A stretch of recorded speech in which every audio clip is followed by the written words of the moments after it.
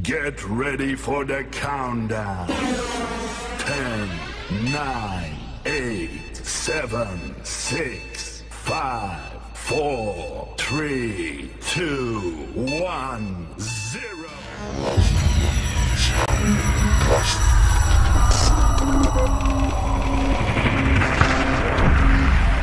Assalamualaikum warahmatullahi wabarakatuh.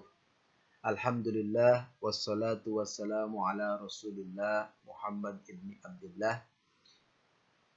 Anak-anakku yang Bapak cintai karena Allah Subhanahu wa ta'ala, meskipun sampai hari ini kita belum bisa berkumpul di Pondok Pesantren Terpadu Al-Mu'tajam, tapi senantiasa Bapak doakan mudah-mudahan Ananda beserta keluarga di rumah diberikan kesehatan oleh Allah Subhanahu wa ta'ala, dan doakan kami juga yang sudah berada di pondok pesantren selalu diberikan kesehatan dan selalu dilindungi oleh Allah Subhanahu wa ta'ala.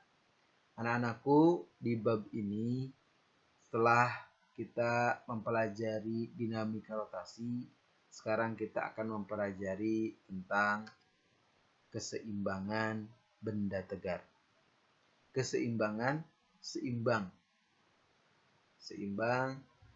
benda tegar. Benda tegar itu apa? Itu benda kalau diberi gaya maka dia tidak mengalami perubahan bentuk. Pada dasarnya setiap benda diberi gaya itu dia mengalami perubahan bentuk. Tetapi untuk benda tegar ini perubahan itu diabaikan. Sehingga kalau bentuknya bulat tetap bulat. Kalau bentuknya panjang ya tetap panjang. Tidak ada perubahan bentuknya. Keseimbangan. Untuk memperoleh keseimbangan benda tegar ini minimal harus ada 2 syarat yang harus dipenuhi. Itu apa? Maka dia tidak mengalami penyebab bergerak lurus dan tidak mengalami penyebab bergerak rotasi. Maka benda itu akan dikatakan seimbang. Maka syarat yang pertama adalah sigma F itu sama dengan 0. Artinya apa? Ketika benda itu diberi gaya, benda itu mendapatkan gaya baik searah sumbu X, searah sumbu Y, searah sumbu Z. Tapi kalau dijumlahkan itu hasilnya sama dengan 0. Sehingga ketika seimbang ini bukan berarti dia tidak menerima gaya. Dia bisa aja menerima banyak gaya. Tetapi ketika dijumlahkan hasilnya sama dengan 0. Syarat yang kedua apa? Syarat yang kedua adalah sigma dari torsi itu sama dengan 0 juga. Ketika dia menerima momen gaya, banyak menerima momen gaya, apakah dia yang menyebabkan dia berputar searah jarum jam atau berlawanan jarum jam, tetapi ketika dijumlahkan hasilnya sama dengan 0. Maka 2 syarat ini, yaitu sigma F sama dengan 0 dan sigma torsi sama dengan 0, menjadi syarat yang harus dipenuhi ketika benda ini dikatakan seimbang.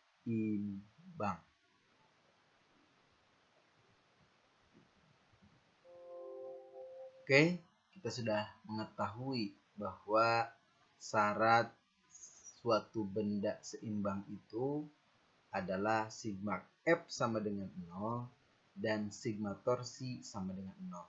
Artinya apa? Artinya keadaan bendanya bisa benda itu diam atau benda itu bergerak lurus dengan kecepatan konstan atau benda itu bergerak melingkar dengan kecepatan sudut yang konstan. Ketika 2 syarat sigma F sama dengan 0, sigma torsi sama dengan 0 dipenuhi atau terpenuhi, maka bakal ada titik keseimbangan. Yang titik keseimbangan ini dinamakan sebagai titik berat. Titik berat ini timbul manakala setelah dua syarat keseimbangan terpenuhi, yaitu sigma F sama dengan 0 dan sigma torsi sama dengan 0. Untuk menentukan titik berat ini tergantung dari keadaan soal atau keadaan benda yang kita ketahui. Misal, ketika kita ketahuinya benda ini beratnya, maka titik berat ini kita bisa menggunakan suatu persamaan seperti ini. Misal, untuk searah sumbu X,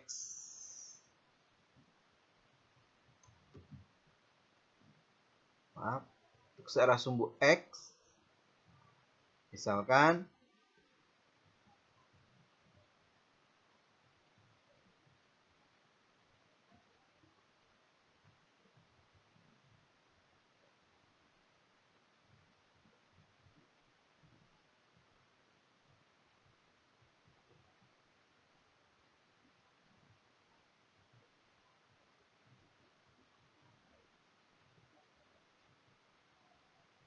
Xn Wn plus Wn.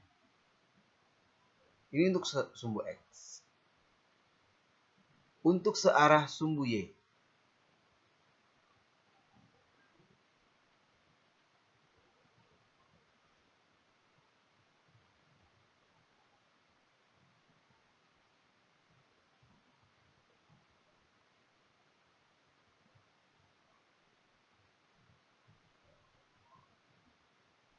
sampai ke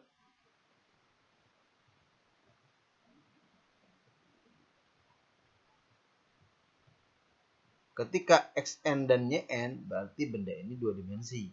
Ketika benda ini 3 dimensi, maka pasti ada sumbu Z. Maka untuk sumbu Z,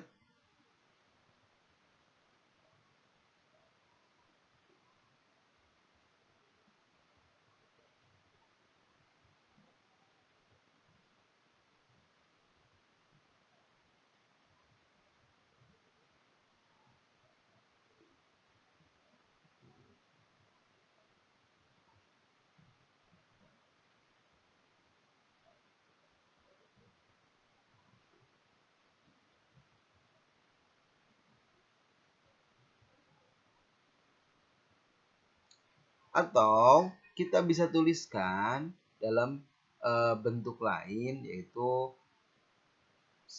sigma X I WI N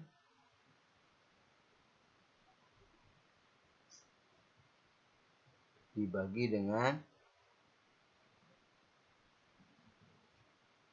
W. Sigma yang ini untuk kedua-duanya. Berarti untuk yang Y-nya juga sama. Sigma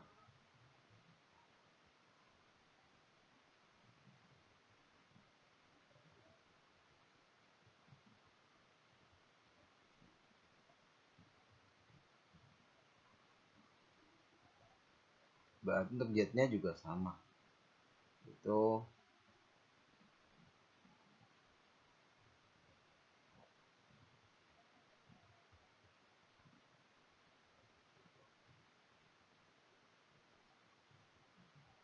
lalu bisa kita tuliskan bentuknya seperti ini. Ini menentukan titik berat untuk benda yang kita ketahui keadaannya beratnya. Bagaimana kalau kita ketahui masanya? Maka W-nya tinggal diganti saja. W-nya tinggal diganti saja oleh massa. Oke. Misal,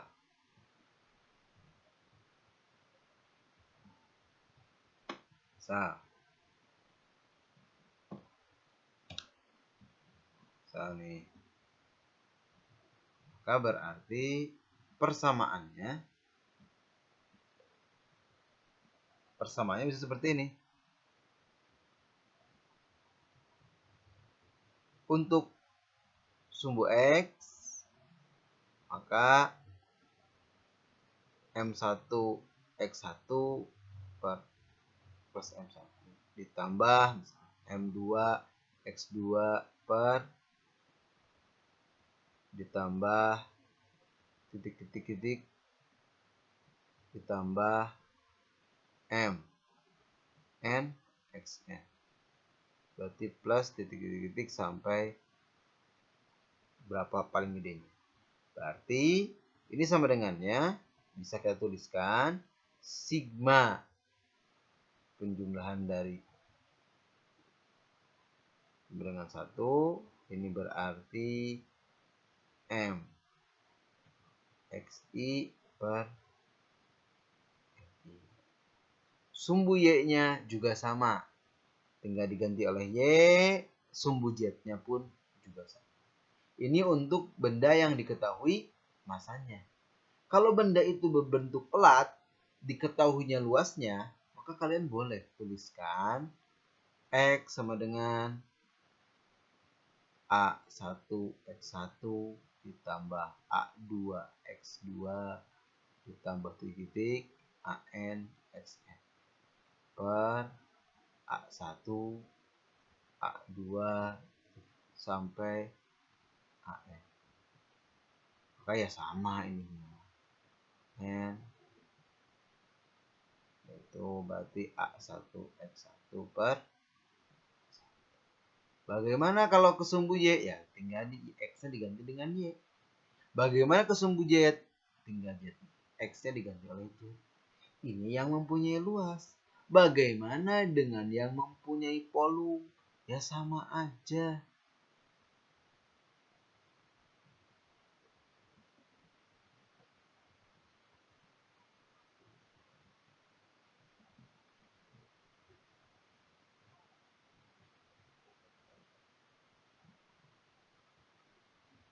Nah, ini juga sama. Berarti volume 1 X.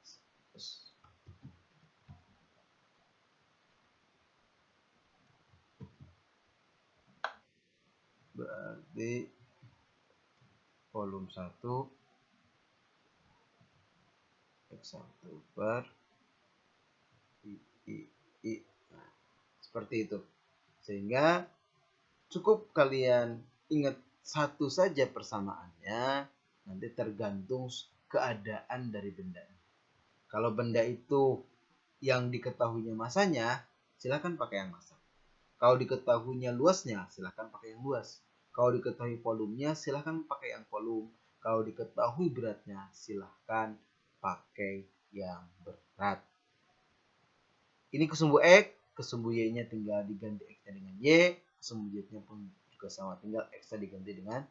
Oke, anak-anakku, kita masuk ke contoh soal. Ini gambar ini bendanya homogen.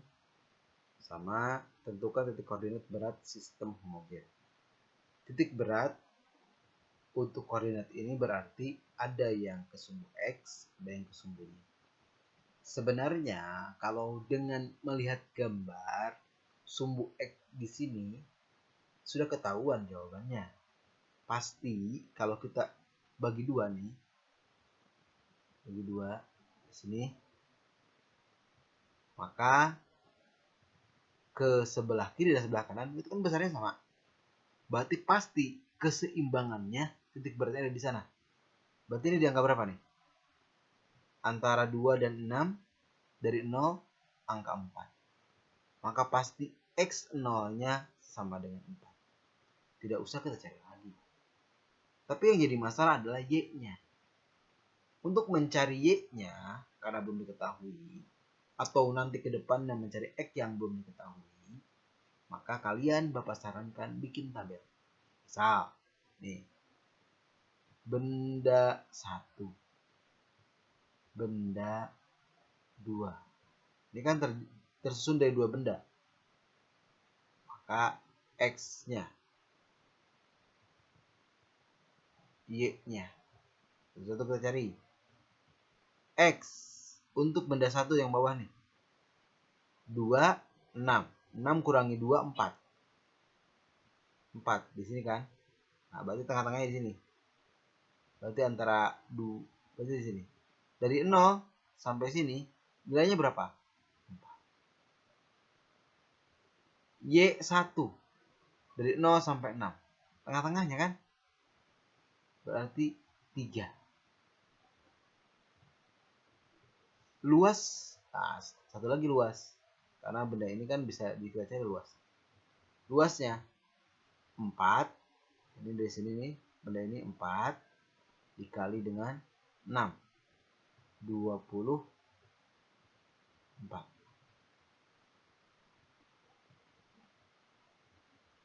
Benda 2, lihat benda 2 yang atas.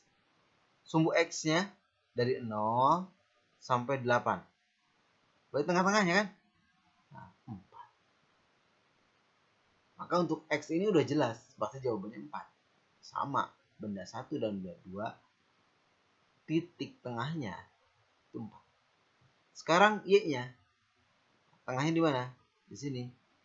Nah, berarti 8 dan 6, 2 kan? Berarti tengah-tengahnya kan 1, 7 berarti. 1. Berapa ya 7 dari bawah? 6 tambah 1 jadi 7.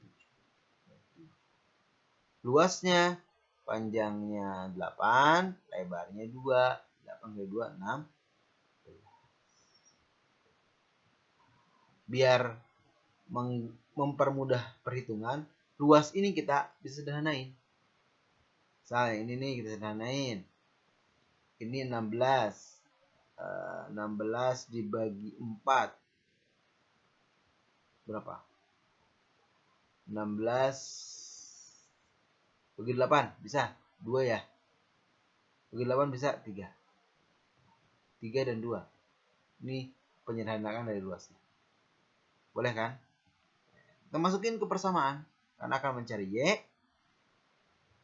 Ingat, berarti Y1 A1 ditambah Y2 A2 per A1 ditambah A2 sama dengan Y1-nya berapa? 3. Ditambah A1-nya berapa? 3. Y2-nya 7 kali 2 per 3 ditambah 2 sama dengan berapa nih? 9 ditambah 14 per 5.